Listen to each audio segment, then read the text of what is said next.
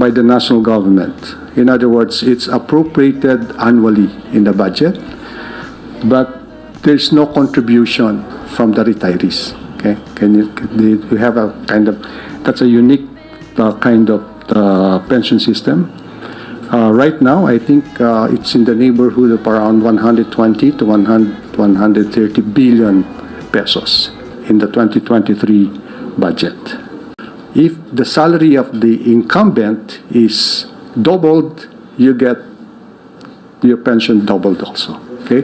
A pension can be received after 20 years of service with no minimum pensionable age. So some of them, they get recruited at the age of 20, so they can already retire at the age of 40.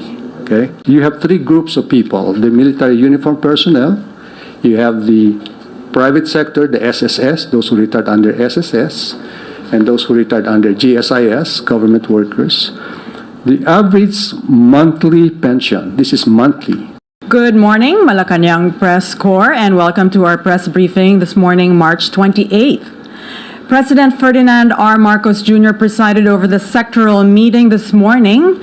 Tinalakay dito ang proposed merger of Land Bank of the Philippines and the Development Bank of the Philippines. The proposed merger aims to have a more robust and competitive bank that will provide better and more accessible financial services for Filipinos. Aside from this, the updates on the proposed military and uniform personnel pension reform was also discussed. And to give us more details on this, kasama natin ngayon si Finance Secretary Benjamin Diokno. Good morning, Sec Diokno. Thank you.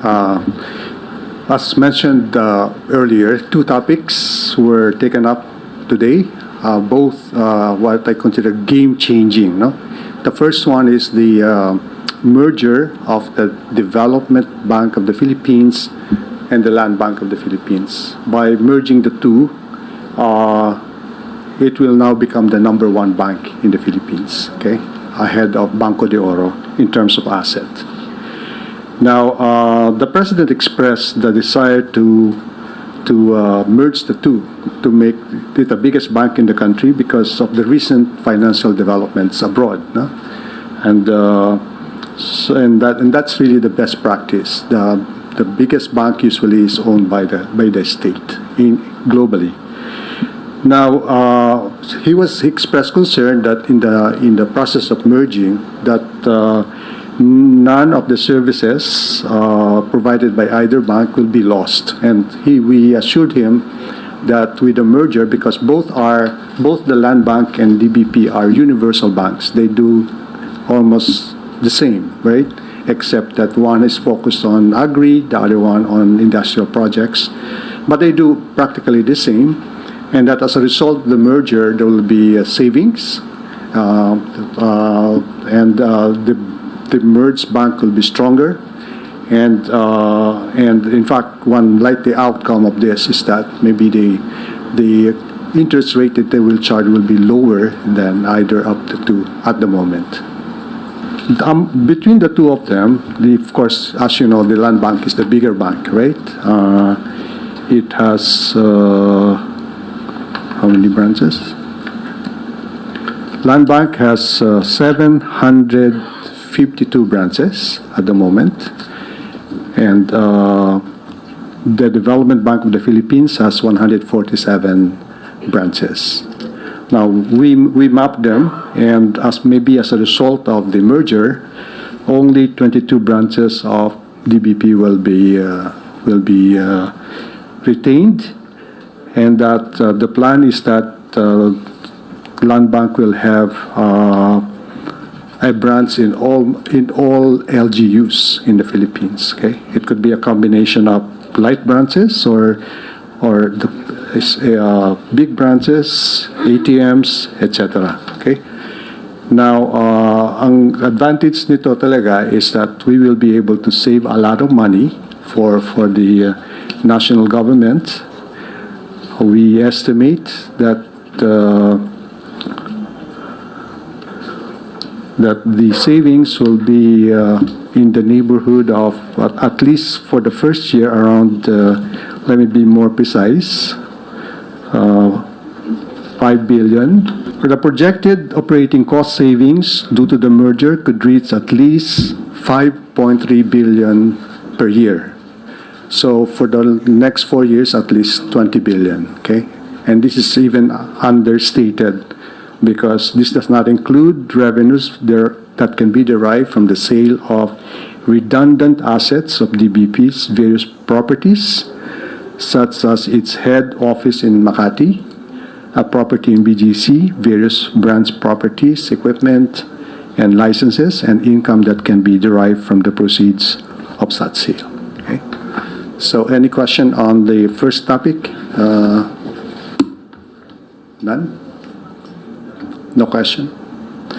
Let me go to the second topic, which is, again, this is another game-changing reform. I said this is more complicated than the first topic because I told the President, your predecessors have decided to kick the can down the road. They don't want to address this. I usually call this the elephant in the room. Nobody would like to touch it, and they simply ignore it. And this is the military and uniformed personnel pension reform. Okay. So we met with DILG Secretary Benhar Abalos and DND Secretary Galvez. And let me describe to you the present pension system. No? The pension system covered by this are those from the Armed Forces of the Philippines, the Bureau of Jail Management and Penology, the Bureau of Fire Protection, the PNP, the Philippine Public Safety College, the Philippine Coast Guard, and the Bureau of Corrections. Now, the current pension system is like this. Now, it's fully funded by the national government. In other words, it's appropriated annually in the budget, but there's no contribution from the retirees. Okay, you have a kind of, that's a unique kind of pension system.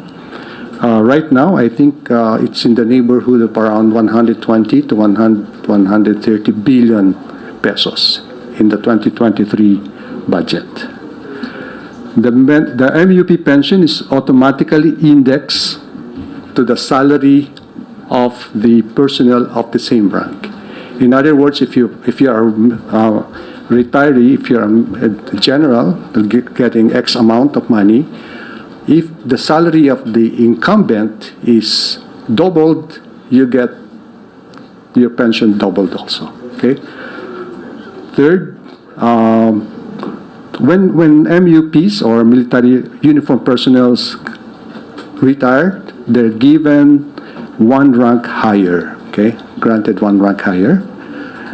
And so a pension can be received after 20 years of service with no minimum pensionable age. So some of them, they get recruited at the age of 20, so they can already retire at the age of 40. Okay? And you know how long their lives are, right? The military people, they live longer than us. Okay? Some at the age of 90. Okay? So they retire at 40, they get their pension up to age 90. Isn't that ridiculous? Okay. So we want to reform them, and right now the situation is so bleak. For example, that if you compare the current operating expenditures or maintenance and operating expenditures of the whole AAFP and the capital outlays, so the money they buy for airplanes, etc., it is actually much less than the amount of pension that we are allocating for the retirees. So there will come a time when the current budget will only be about one third or 1/4 of the money that we're paying for the pensioners. Okay, so we have to really address that issue. It's not sustainable, and I said if this goes on, there will be a fiscal collapse. So, what are the major recommendations? Again, let me compare. You have three groups of people: the military uniform personnel, you have